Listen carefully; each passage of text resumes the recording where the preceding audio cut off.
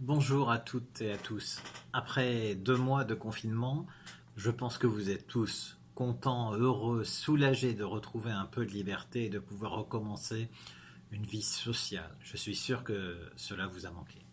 Pendant cette crise, vous le savez, nos hôpitaux ont tout de même tenu le coup et nous n'avons pas eu besoin de faire des choix dans la prise en charge des patients. Et ça, c'est un élément extrêmement important. Depuis 2 mois, j'ai consacré la plus grande partie de mon temps à la prise en charge de cette crise dans mon service, dans notre CHU et dans notre région. C'était mon devoir et je ne m'y suis pas soustrait évidemment. 2 éléments ont été remarquables dans cette crise.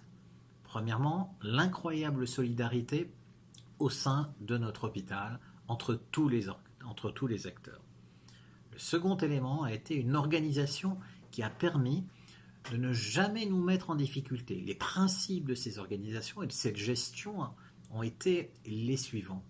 Un aller-retour permanent, pluriquotidien entre les acteurs sur le terrain et les différents niveaux de gouvernance, et puis une rapidité de prise de décision à partir de ces échanges, sans palabres ni discussions inutiles.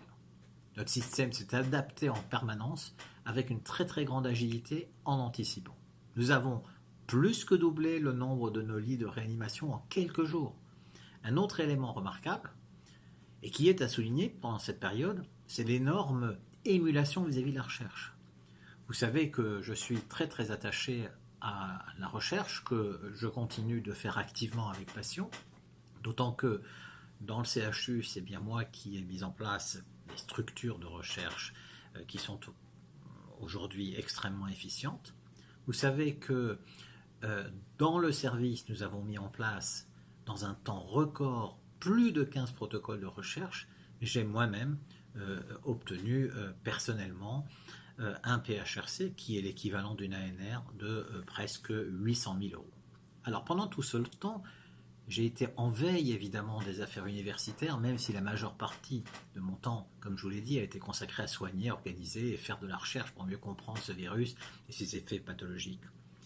Je sais que beaucoup d'entre vous, par des initiatives surtout personnelles, le plus souvent, et peu institutionnelles, avaient assuré la continuité pédagogique et je ne peux que vous féliciter. La continuité administrative a été assurée grâce aux BIATS qui se sont individuellement dévoués pour que la machine universitaire fonctionne. Bravo, bravo, c'est un effort énorme que vous avez fait. Alors, nous soufflons enfin. Et progressivement, nous nous rapprochons d'une vie plus normale. Mais cette crise nous a profondément changé et a changé aussi notre monde. Ainsi, je veux tirer les conclusions des organisations efficaces mises en place à l'hôpital et les utiliser pour la gestion de notre monde universitaire.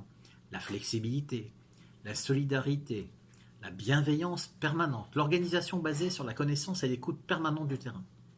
Nos décisions ne peuvent être prises par une ou deux personnes isolées du monde réel, enfermées dans un bureau. Voilà comment devrait fonctionner notre université. Tourner vers notre véritable but, c'est de donner les armes nécessaires à nos étudiants pour leur vie professionnelle et de citoyen. Voilà en quelques mots ce que je voulais vous dire. J'aimerais surtout pouvoir continuer à mettre de la bienveillance dans notre université car celle-ci est indispensable à l'envie d'investissement que nous avons tous afin de dispenser le meilleur enseignement à nos jeunes.